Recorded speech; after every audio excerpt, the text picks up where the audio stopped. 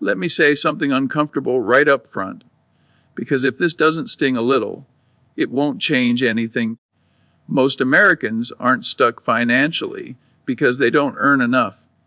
They're stuck because their thinking quietly works against them, and the tragedy is they often feel successful, while the trap tightens. I've watched smart people, high earners with degrees, promotions, and respectable jobs, work themselves into exhaustion and still end up financially fragile, not because of income, but because psychology is expensive.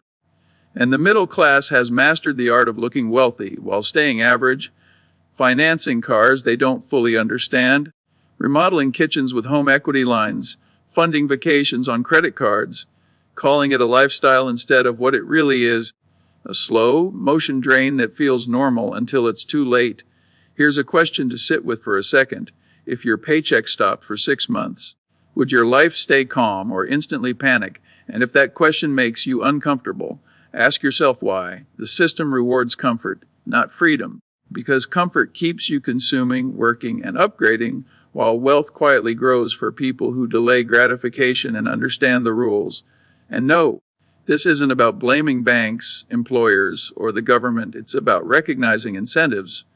Taxes come out first, spending is encouraged everywhere, and saving feels invisible, which is why wealth isn't about what you earn. It's about what you keep after you subtract bad decisions. Many people call a mortgage an investment, a car a necessity, and credit card rewards free money. But that's not financial literacy. That's self-justification with paperwork, and historically, people used to save first and spend later, while today we spend first and hope the future somehow fixes it. Think about this simple math for a moment, because math doesn't argue with feelings. If inflation averages 3% and your money earns 1% in a checking account, you're losing purchasing power every single year, quietly, even though the balance looks stable. And that's before taxes now layer in debt, because debt is often sold as leverage. But for most households, it functions like gravity. Once it builds, it pulls every future decision downward, from career choices to investment behavior, because when you owe money, patience disappears, and patience is the foundation of long-term investing. Ask yourself honestly, do you own your lifestyle, or does it own you? I've seen people with six-figure incomes who can't sit through market volatility because their fixed expenses are so high that every dip feels existential, which is why debt doesn't just cost money, it costs calm, and calm is what allows long-term thinking. Optionality is what wealth actually buys, the ability to say no, to walk away, to wait. And you don't get optionality when your future income is already spoken for.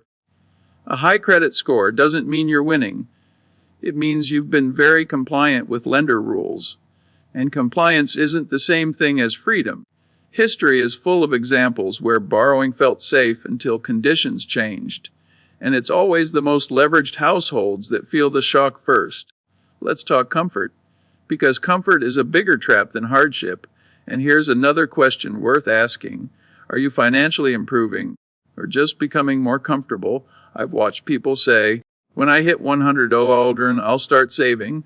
Then income rises, expenses rise faster, and the finish line moves again, because lifestyle inflation is subtle, automatic, and rarely questioned. The issue isn't income. It's the internal thermostat that resets spending every time earnings go up. More stuff doesn't equal more security. It often equals more maintenance, more subscriptions, more mental noise, and less focus, and focus is real capital. Comfort feels like self-care, but unmanaged comfort slowly erodes discipline, and discipline, not income, is what compounds over decades. Status is another invisible tax, because many purchases aren't about utility, they're about approval, and approval doesn't pay dividends. Social media made this worse by turning consumption into performance.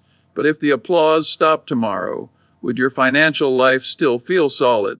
Real status comes from control of time, choices, and stress, not from displays. Now let's address homeownership honestly, because this is where emotions run hot. To home can make sense, but it's not automatically an investment. It's primarily shelter.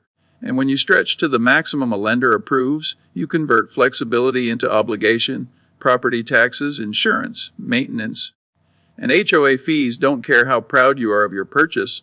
And refinancing to fund lifestyle, is one of the fastest ways to interrupt compounding. A smaller home with savings and liquidity often creates more freedom than a large house with anxiety. Investing is where impatience shows up next, because many people say they're investing when they're really reacting, chasing what's popular instead of what they understand, mistaking activity for progress. Long-term wealth is usually built quietly through diversified, low-cost strategies, consistent contributions, and time, not excitement, which is why tax-advantaged accounts like a 401k, Roth IRA, or traditional IRA matter so much.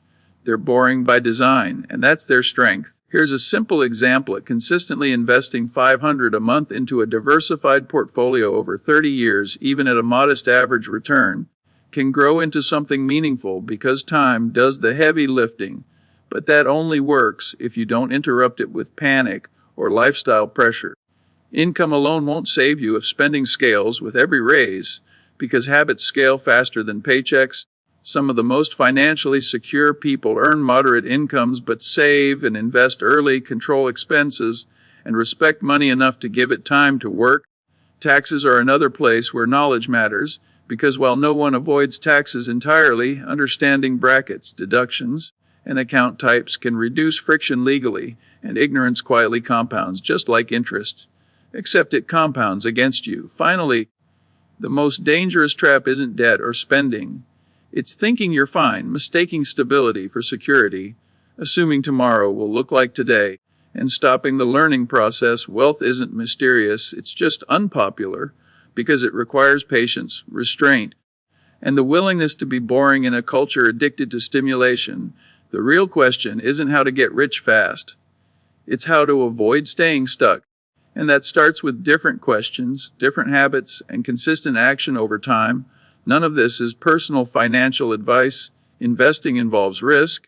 Markets fluctuate and tax situations vary, but the principles are timeless. Spend less than you earn. Invest the difference thoughtfully. Manage debt carefully. Keep learning, and let time work. So here's your choice. Are you building freedom or just upgrading comfort? And if this made you rethink even one habit, comment the word FREEDOM, subscribe for more practical U.S. personal finance breakdowns, and watch the next video where we walk step by step through building a simple, resilient plan using 401ks, IRAs, and long-term investing.